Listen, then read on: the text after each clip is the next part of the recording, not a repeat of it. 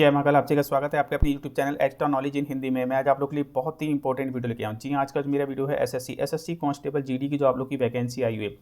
जी हाँ, SSC constable GD recruitment 2026 जिसके कि ऑनलाइन अप्लाई चल रहे हैं और 31 दिसंबर 2025 तक आप लोग फॉर्म को अप्लाई कर सकते हैं। यदि आप लोगों ने फॉर्म अप्लाई नहीं किया है तो जल्द से जल्द आप लोग फॉर्म को अप्लाई कीजिए। बच्चे फॉर्म को अप्लाई कर रहे हैं और कई बच्चों को यहाँ पे क्वेश्चन आया कि सर फॉर्म अप्लाई करते समय मेरे से ये मिस्टेक हो गई है, मेरे से वो मिस्टेक हो गई है, क्या सर मेरा फॉर्म रिजेक्ट हो जाएगा।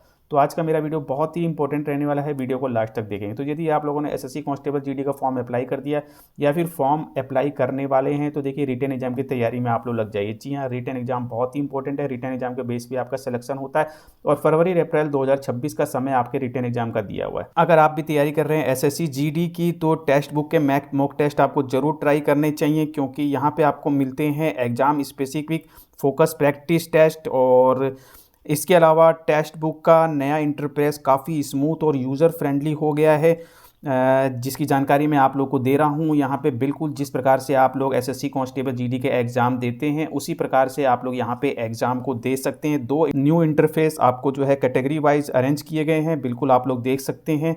तो टेक्स्ट बुक के मॉक टेस्ट को परचेज कीजिए और आप भी इसी प्रकार से तैयारी कीजिए। तो टेक्स्ट बुक पास प्रो आपका जो है भारी डिस्काउंट के साथ मिल रहा है। मेरा कूपन कोड EKGH यूज़ करना ना भूलें, बिल्कुल परचेज कीजिए। लिंक इस वीडियो के डिस्क्रिप्शन बॉक्स में दिया है। तो अब बात आती है क्या सर मेरा फॉर्म रिजेक्ट हो जाएगा, मैंने ये मिस्टेक कर दिए। देखिए सबसे पहले तो मैं आप लोग को क्लियर कर दूं यहाँ पे, यदि आपने फॉर्म सबमिट कर दिया है, फॉर्म में किसी भी प्रकार का कोई भी मिस्टेक किया है तो देखिए एसएससी आप लोग को जो यहाँ पे फैसिलिटी देती है, आप लोग जो है अपने फॉर्म में जो भी आपने फॉर्म सबमिट किया उसमें आप लोग करेक्शन कर सकते हैं। देखिए आप लोग को यहाँ पे डिटेल दिया गया है, ऑनलाइन एप्लीकेशन फॉर्म करेक्शन के बारे में बताया है। 8 जनवरी 2026 से 10 जनवरी 2026 तक आप लोग जो है यहाँ पे फॉर्म में आप लोग करेक्शन कर सकते हैं। यानी कि लास्ट डेट जब आप लोग के फॉर्म अप्लाई हो जाएंगे उसके बाद 8 जनवरी 2026 से 10 जनवरी 2026 तक आप लोग अपने फॉर्म में करेक्शन कर सकते हैं। किसी भी प्रकार की कोई भी मिस्टेक हुई है आप लोग करेक्शन कर सकते हैं। और इसके अलावा मैं आप लोग को क्लियर कर दूँ, बच्चों ने मीन्स जैसे नाम में फादर नेम, एड्रेस या फिर किसी भी डाटा में किसी प्रकार का कोई ऐसा मिस्टेक कर दिया है तो आपको जो है यहाँ पे फॉर्म रिजेक्ट नहीं होते। जी हाँ, आपके जो है फॉर्म यहाँ पे रिजेक्ट नहीं होते हैं। जो गलत डाटा आपने भरा है उससे आप लोग को प्रॉब्लम जो है आगे जा करके देखने को मिलती है, लेकिन आपके फॉर्म यहाँ पे रिजेक्ट नहीं होंगे। ये मैं आप लोगों को क्लियर कर दूँ। फॉर्म क्यों रिजेक्ट होते हैं वो मैं आप लोग को यहाँ पे बताने वाला हूँ। तो यदि ऐसी कोई चीज़ है आपने जो मिस्टेक कर दी है तो बिल्कुल आप लोग उसमें करेक्शन कर लेंगे। करेक्शन का टाइम मैंने आप लोग को बता दिया। और यदि आप लोगों ने अभी तक फॉर्म नहीं भरा है तो फॉर्म को बहुत ही ध्यान से आप लोग भरिए। जी हाँ, किसी प्रकार की कोई जल्दीबाजी मत कीजिए। फॉर्म भरते समय पूरा समय दीजिए, एक एक डाटा को सही से आप लोग फिल कीजिए, ताकि ना तो आप लोग को करेक्शन का करने के लिए यहाँ पे जो है समय का वेट करना पड़े और ना ही आपको आगे जाके किसी प्रकार की प्रॉब्लम हो। तो फॉर्म किसके रिजेक्ट होते हैं, किसके रिजेक्ट होंगे, ये जानकारी मैं आप लोग को प्रोवाइड कर देता हूँ। देखिए सबसे पहले तो मैं आप लोग को क्लियर कर दूँ, यहाँ पे आपने फीस पेमेंट नहीं करी है। जी हाँ, आपने फॉर्म अप्लाई कर दिया लेकिन फॉर्म अप्लाई करके आपने उसी तरीके से छोड़ दिया है। फीस पेमेंट मीन्स आप यदि SC ST फीमेल हैं तो आपको फीस पेमेंट की ज़रूरत नहीं है, आप प्रिंट निकाल सकते हैं। लेकिन आप लोग general OBC EWS male student हैं तो बिल्कुल आप लोग को यहाँ पे 100 रुपये फ़ीस पेमेंट करनी होती है। और आप लोगों ने फॉर्म तो सबमिट कर दिया लेकिन अभी जो है फ़ीस पेमेंट नहीं करी है, मीन्स अभी फ़ीस पेमेंट वाला ऑप्शन आपने नहीं चुना है, आपने फ़ीस पेमेंट नहीं करी है तो बिल्कुल आपका फॉर्म रिजेक्ट हो जाएगा। तो फीस आप लोग जो है समय से फॉर्म अप्लाई की लास्ट डेट तक आप लोग जो है अपनी फ़ीस को पेमेंट कर देंगे, तभी आपका फॉर्म जो है फाइनल सबमिट माना जाएगा, एक्सेप्ट माना जाएगा। नहीं तो वो फॉर्म आपका रिजेक्ट रहेगा। जी हाँ, बिल्कुल आपका कोई एडमिट कार्ड नहीं आएगा। तो ये बहुत ही इंपॉर्टेंट चीज़ है। फीस पेमेंट आप लोग ज़रूर कर लेंगे, फाइनल सबमिट आप लोग कर लेंगे लास्ट डेट से पहले। चलिए, इसके अलावा मैंने आप लोग को बताया है नाम, फादर नेम, डाटा नेम, इनमें किसी प्रकार की कोई मिस्टेक है आप लोग जो है करेक्शन कर सकते हैं और इसकी वजह से फॉर्म रिजेक्ट नहीं होगा आप लोग का नाम वगैरह से। ठीक है, और इसके अलावा आप लोग को जो सबसे इंपॉर्टेंट चीज़ है फॉर्म रिजेक्ट होने का वो ये है आप लोग का फोटोग्राफ। जी हाँ, online application form inappropriate photograph और ब्लड मिनिएचर सिग्नेचर।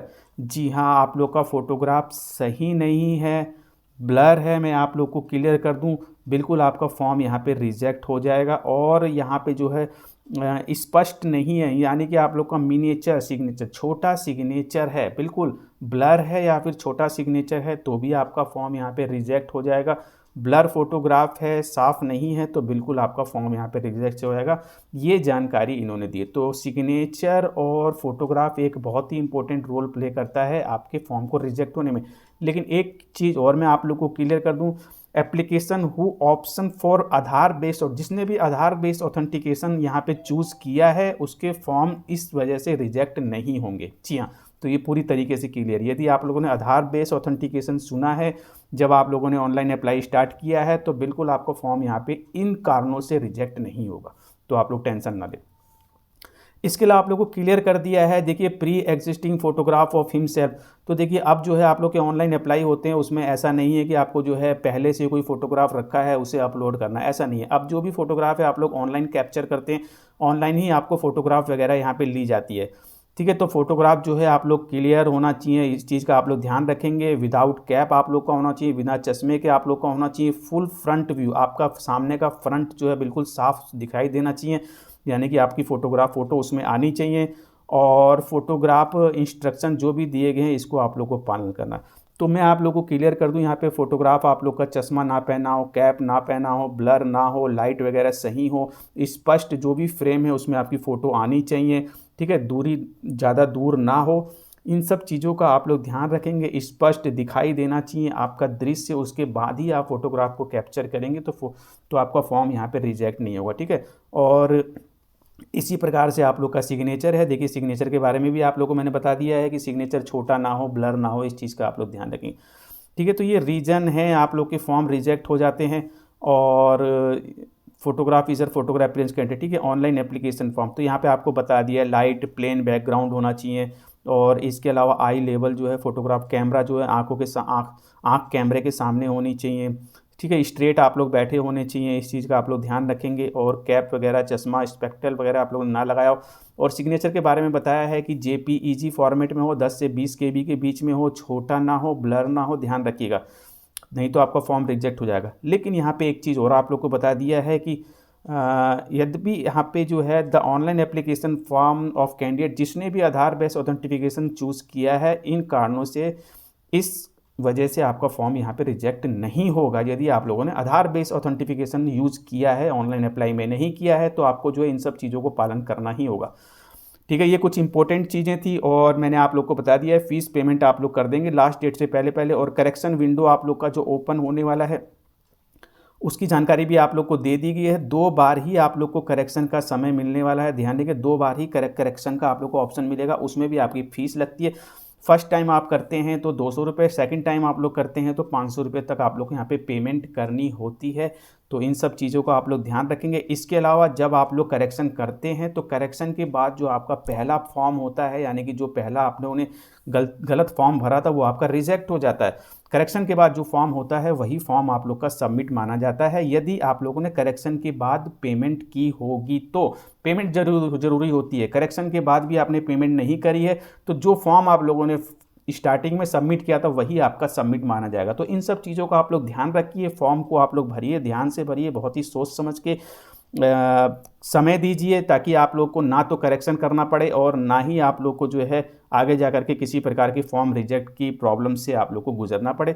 इसके अलावा भी कोई जानकारी आप लोग को लेनी है, वीडियो को कमेंट बॉक्स में कमेंट करके मुझसे पूछिए, मैं आप लोग को जानकारी दूंगा। मिलते हैं इसी प्रकार से नेक्स्ट वीडियो नंबर। जानने से पहले आप लोगों से ये कहूँगी चैनल पर सब्सक्राइब करो, लाइक बेल आइकन बटन को जरूर बता कि इसी प्रकार के इंपॉर्टेंट इन्फॉर्मेटिव आप लोगों को। Thank you, see next.